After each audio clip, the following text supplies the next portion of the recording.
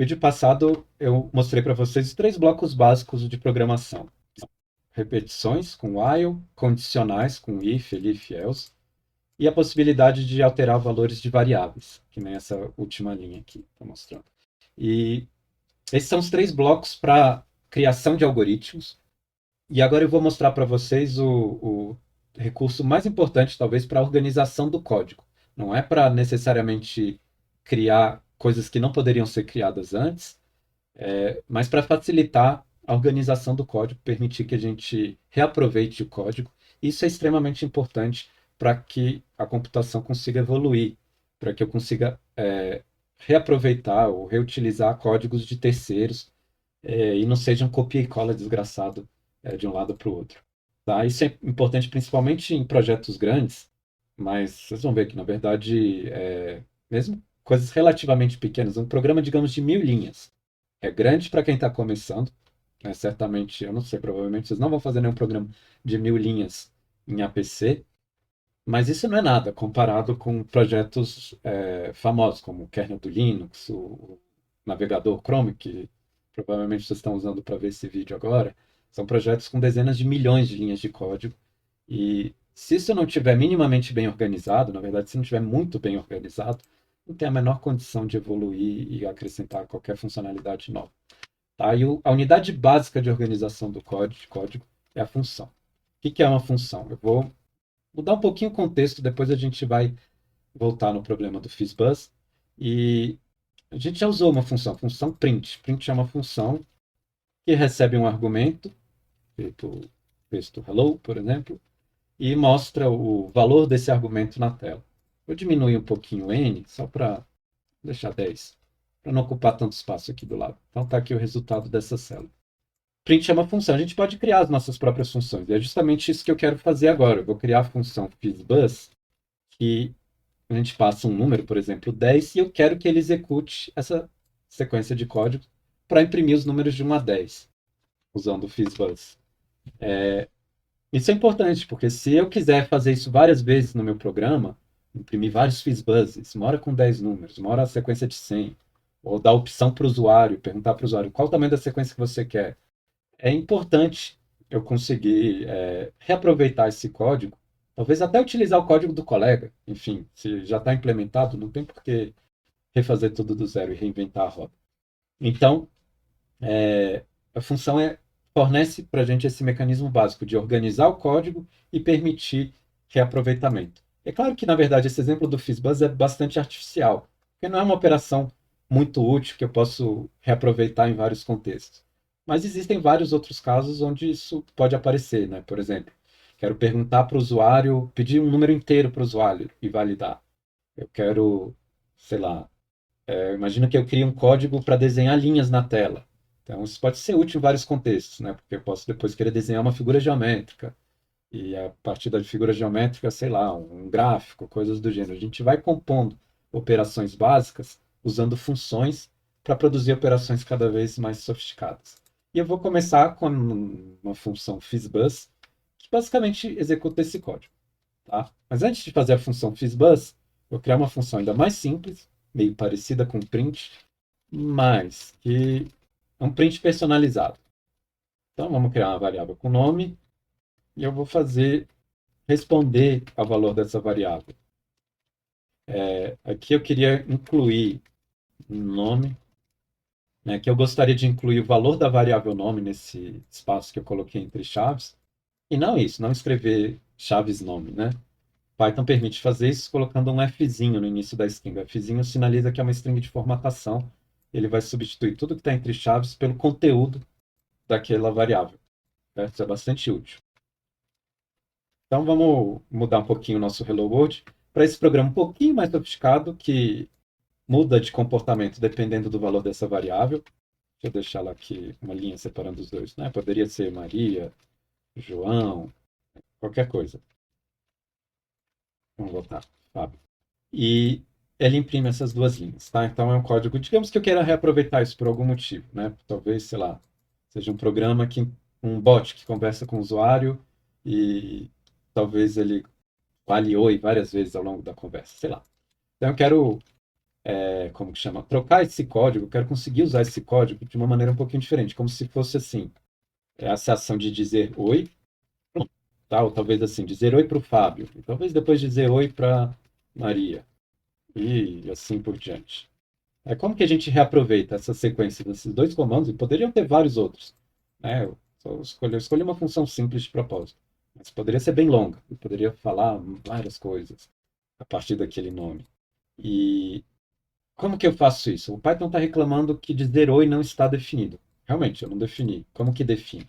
O comando para fazer isso é o seguinte: def o nome da função. Nesse caso, o nome da função é dizer oi. Eu já vou escrever aqui. Os argumentos, então, argumento 1, argumento 2, etc. E aqui a sequência de códigos que deve ser executada na função. Tá, então deixa eu trocar aqui. Argumentos, vamos escrever a sequência aqui embaixo. E esse argumento é o valor que o usuário da função precisa passar. Então, quem estiver chamando a função, né, pedindo para executar aquela função, no caso da função dizer oi, que a gente está inventando agora, ela está pedindo um nome. Ela vai dizer oi para aquele nome específico. Então, esse é o primeiro, na verdade, o único argumento da função, argumento nome. Então, eu vou trocar aqui pelo nome da variável, pela variável que vai ser utilizada no corpo da função para representar o primeiro argumento. Tá? Então, o primeiro argumento recebeu o valor Fábio. Quando essa função for executada, o que, que ele vai fazer? Ele vai salvar Fábio na variável nome dentro do corpo da função e executar toda essa lista de comandos como se o nome fosse igual a Fábio. E olha o que acontece aqui do lado direito. Exatamente isso. Eu tenho 3 ois. Deixa eu tirar esse último oi, que ele é meio inútil. Meio estranho. Então, primeiro oi para Fábio. Oi, Fábio, tudo bem? Depois para Maria, ele executou essa sequência de instrução 2 vezes. É lógico que eu poderia ter feito esse mesmo código, ou obter o mesmo efeito, substituindo manualmente Fábio e Maria em cada caso. Certo? Qual a desvantagem dessa segunda alternativa? Aqui acabou que eu gastei até mais linhas na primeira. Deixa eu apagar essa aqui. Ela gasta uma linha a mais. Essa é uma métrica mais ou menos razoável para a simplicidade do código. Mas tem um problema aqui. Primeiro que se eu quisesse usar outros nomes, eu teria que continuar copiando e colando. Depois, se eu achar algum problema com essa série de instruções, por exemplo, se quiser mudar um pouco, em vez de oi, falar olá, eu precisaria editar cada ocorrência da função, né, daquela sequência de códigos que eu copiei e colei.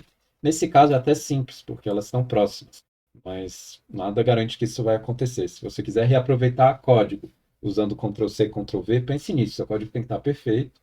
Já uma ideia ruim com código perfeito, e na vida real o código raramente está perfeito. Se ele precisar de alguma alteração, alguma correção, por menor que seja, você tem que caçar o copia e cola ao longo de todo o seu programa. Se o programa for grande, isso vai dar muito trabalho.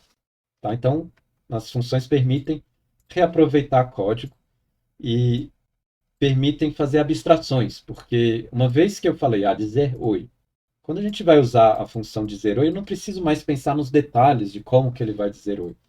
Se eu sei quais argumentos que é necessário passar para a função e mais ou menos o que ela vai fazer, eu não preciso me preocupar nos detalhes da programação. Se tem algum laço lá dentro, que variáveis que ele alocou, etc. Tudo isso pode ser abstraído. Isso ajuda bastante a gente a pensar sobre problemas de computação, porque eu não preciso mais lidar com todos os detalhes mínimos o tempo todo. A gente vai criando camadas de abstração usando funções, e onde a gente vai ter as funções de uma camada mais básica, que fazem as operações mais simples, que são chamadas pelas funções da camada superior, que fazem coisas um pouco mais complicadas, e assim por diante, até chegar na parte mais alto nível do nosso código, que cada vez mais distante daquelas operações básicas que o computador faz, que parece uma calculadora, e lá em cima parece, sei lá, a inteligência artificial que vai dominar o mundo. Apagar a célula aqui e voltar para o nosso feijão com arroz, que é o FizzBuzz, e ao invés de fazer a inteligência artificial que vai dominar o mundo, eu vou fazer uma mera funçãozinha, FizzBuzz, que recebe tamanho da sequência, eu executo todo esse código dentro da função. Notem que quando eu coloquei o código na função, parou de mostrar algum resultado na saída. Por quê? Isso é correto, é esperado.